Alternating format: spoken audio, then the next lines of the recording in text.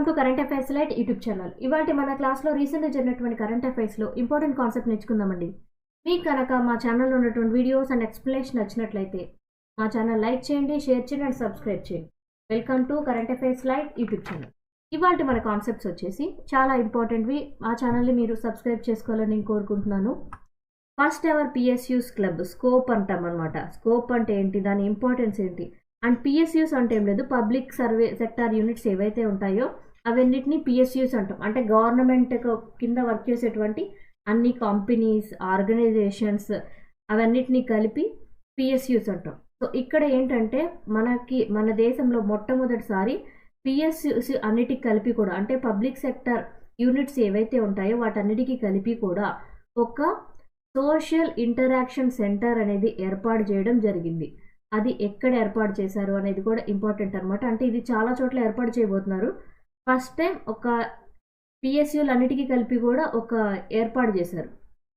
And ఇది తర్వాతి కాలంలో ప్రతి రాష్ట్రంలో, ప్రతి పొజిషన్లో, ప్లేసెస్లో కూడా ఎక్కడెక్కడ పబ్లిక్ సెక్టార్ యూనిట్స్ ఉన్నాయో వాటన్నిటి చోట్ల కూడా ఇవి స్కోప్స్ అనేవి ఏర్పాటు చేయబోతున్నారు. స్కోప్ అంటే ఏం లేదు, సోషల్ ఇంటరాక్షన్ సెంటర్ అనమాట.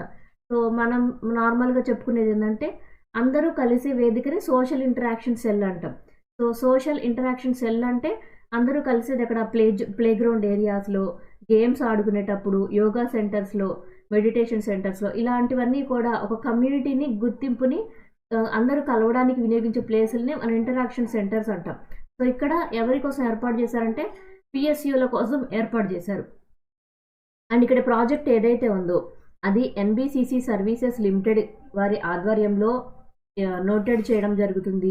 అండ్ దాంతోపాటు సబ్సిడరీ ఆఫ్ నవరత్న సిపిఎస్సి అనమాట.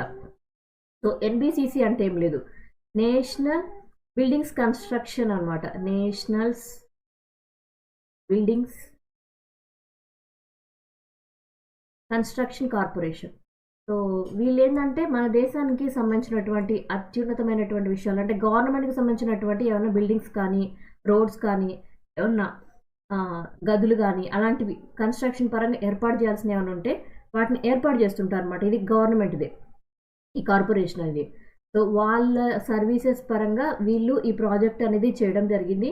అండ్ దాంతోపాటు నవరత్న సిపిఎస్సి వచ్చేసి సెంట్రల్ పబ్లిక్ సెక్టర్ ఎంటర్ప్రైజెస్ అనమాట. నథింగ్ బట్ గవర్నమెంట్ యొక్క ఆధ్వర్యంలో ఉండేటువంటిదే ఇది కూడా.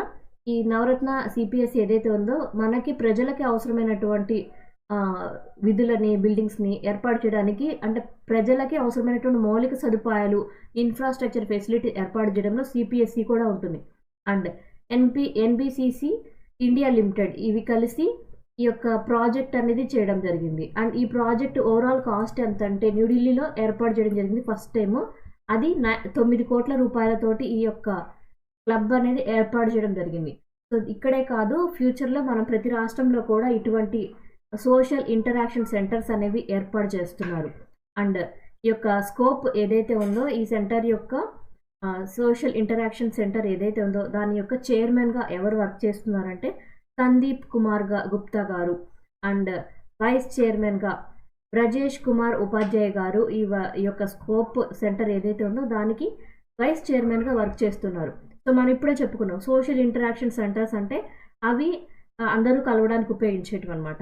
ఏ విధంగా అంటే మల్టీపర్పస్ హాల్స్ కానీ, లైబ్రరీస్, టీటీ రూమ్స్ అంటే టేబుల్ టెన్నిస్ ఆడుకునేటువంటి రూమ్స్ అనమాట, library, cafeteria, yoga rooms and sports facilities, indoor games ఆడుకునేటువంటి హాల్స్ అవ్వచ్చు, స్క్వాష్ కోర్ట్ అవ్వచ్చు, badminton court, basketball court and community halls పరంగా ఉండేటువంటి కొన్ని కిచెన్స్, స్విమ్మింగ్ పూల్స్, ఇటువంటివన్నీ కూడా ఈ యొక్క సోషల్ ఇంటరాక్షన్ సెంటర్స్ ద్వారా ఏర్పాటు చేయడం అనేది దీని యొక్క ముఖ్య ఉద్దేశం అనమాట.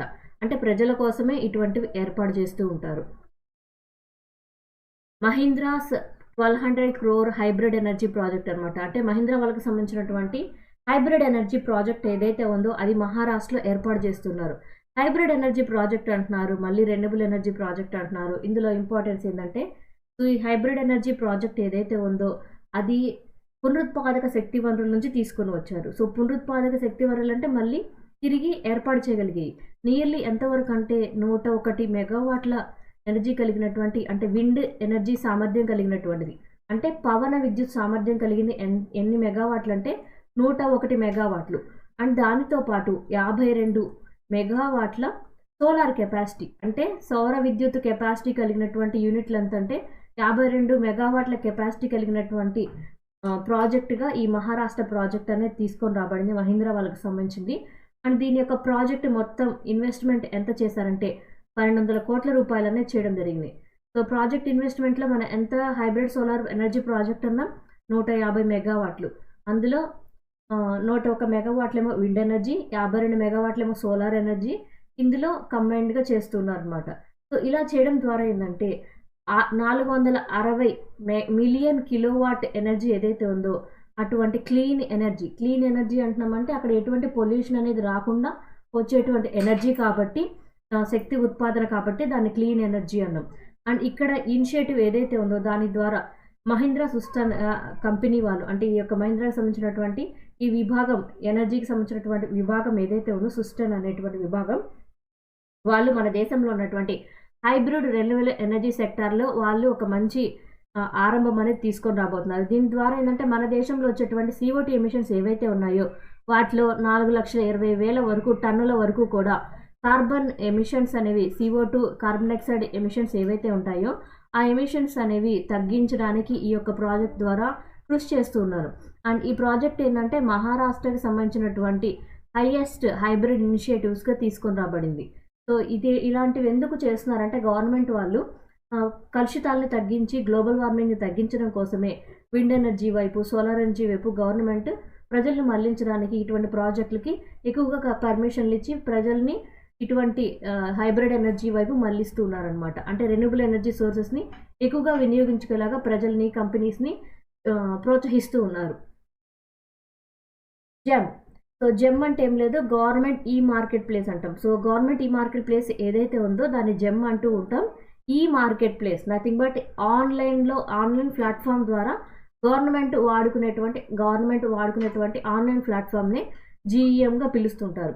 ఈ పోర్టల్ ఏదైతే ఉందో అది ఇప్పటికి చాలా వరకు గ్రోత్ అనేది సాధించడం జరిగిందనమాట. అంటే పెట్టినటువంటి 2 సంవత్సరాల్లోనే 10 రెట్ల గ్రోత్ అనేది, ఆదాయం అనేది పెంచుకోవడం జరిగింది. ఎంతవరకు ఆదాయం అనేది సేవ్ అయిందంటే 80,000 కోట్ల రూపాయల ఆదాయం అనేది సేవ్ అయిందనమాట. సో 80,000 కోట్లు అంటున్నాం. అసలు ఏ విధంగా ఈ జెమ్ అనేటువంటిది ఉపయోగపడుతుంటుంది, దాని ఇంపార్టెన్స్ ఏంటో కూడా తెలుసుకోవాలి. సో ఇక్కడ జెమ్ అంటే GEM అన్నాం.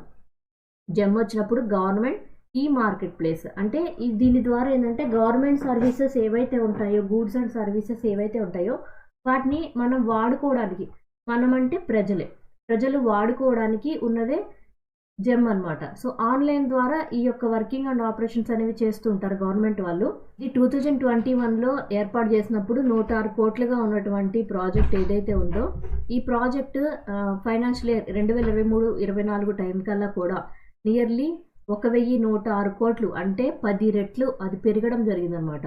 సో ఇక్కడ గవర్నమెంట్ ఈ మార్కెట్ ప్లేస్ ఏదైతే ఉందో మనం ప్రజలు గవర్నమెంట్ యొక్క సేవలు ఏవైతే ఉంటాయో వాటిని వినియోగించుకోవడానికి ఉన్నటువంటి ఆన్లైన్ ప్లాట్ఫామే జెమ్ ప్లాట్ఫామ్ అంటాం. అండ్ ఇది ఎవరి కింద వర్క్ చేస్తూ ఉంటుందంటే, ఎవరు దీన్ని ఏర్పాటు చేశారంటే ministry of commerce and industry వాళ్ళు ఈ యొక్క జెమ్ అనేటువంటి ప్లాట్ఫామ్ అనేది ఏర్పాటు చేయడం జరిగింది. అండ్ ఇందులో ఏం చేస్తూ ఉంటారంటే గవర్నమెంట్కి సంబంధించినటువంటి ప్రోగ్రామ్స్ అన్నీ చేస్తుంటారు. లైక్ గవర్నమెంట్ డిపార్ట్మెంట్స్ ఏమైతే ఉంటాయో అవి ఇందులో భాగస్థులై ఉంటాయి. గవర్నమెంట్ డిపార్ట్మెంట్స్, ఆర్గనైజేషన్స్, దాంతోపాటు పబ్లిక్ సెక్టార్ యూనిట్స్ అంటాం, అంటే PSUs అంటాం. ఇవన్నీ కూడా కలిసి వర్క్ చేస్తుంటాయి. అండ్ ఇందులో ఏంటంటే వీటికి సంబంధించినటువంటి విషయాలు ఏవైతే ఉంటాయో, అంటే గవర్నమెంట్ నుంచి మనకి ఏదన్నా ప్రాజెక్టు రావాలి అంటే, ఒక చోట ఒక రైల్వే కొత్తగా ఒకటి ఏర్పాటు చేయాలి అంటే అది గవర్నమెంట్ ప్రాజెక్ట్. ఆ గవర్నమెంట్ ప్రాజెక్ట్కి కావాల్సినటువంటి బిడ్డింగ్, నథింగ్ బట్ దానికోసం ట్రేడింగ్ చేసి ఎవరెవరు వస్తారు బిడ్డింగ్ అనేది చేయడానికి ఈ గవర్నమెంట్ ఈ యొక్క ఆన్లైన్ ప్లాట్ఫామ్ యూజ్ చేసుకుంటుంది. ఇంతకుముందు అయితే అక్కడ ఎవరికన్నా అప్పచెప్పాలి అంటే కాంట్రాక్ట్స్, బిడ్డింగ్ అంటే నథింగ్ బట్ కాంట్రాక్ట్స్ ఇవ్వడం. సో గవర్నమెంట్కి సంబంధించినటువంటి పనులు చేయడానికి కాంట్రాక్ట్స్ ఇస్తూ ఉంటారు, దాన్ని మనం బిడ్డింగ్ అని కూడా అంటాం. సో ఈ బిడ్డింగ్ వర్క్స్ చేయడానికి గవర్నమెంట్ ఇంతకుముందు ఏం చేసేదంటే అన్నీ కలిపి ఒక చోట వేసేసి ఎవరు ఎక్కువ కోట్ చేస్తే వాళ్ళకి ఇచ్చేయడం, అంటే ఎవరు తక్కువ అమౌంట్ కోట్ చేస్తే వాళ్ళకి ఇచ్చేయడం, ఎక్కువ వెసులుబాటు చేసి న్యాయంగా, నాణ్యంగా చేస్తారు లేదా ఇలాంటి అంశాలను మాత్రమే చూసి గవర్నమెంట్ ఇచ్చేసేది. కానీ ఇప్పుడేందంటే ఇది ఒక ఈ ప్లాట్‌ఫామ్‌లోకి తీసుకొని రావడం ద్వారా ఈ బిడ్డింగ్‌లో మనుషులు ఎక్కువగా ఇన్వాల్వ్ అవ్వరు. ఎవరు వేరే వాళ్ళు వేలు పెట్టి చూపించడానికి ఉండదనమాట. సో, ఎలక్ట్రానిక్ సిస్టమ్ ద్వారా ఆ యొక్క ట్రేడింగ్ గానీ, బిడ్డింగ్ కానీ అంటే గవర్నమెంట్‌కి సంబంధించినటువంటి ఆస్తుల్ని అమ్మడమైనా, కొనడమైనా ఇలాంటి ప్రాజెక్టులు ఎవరు కంప్లీట్ చేయాలి ఇటువంటి విషయాలనమాట.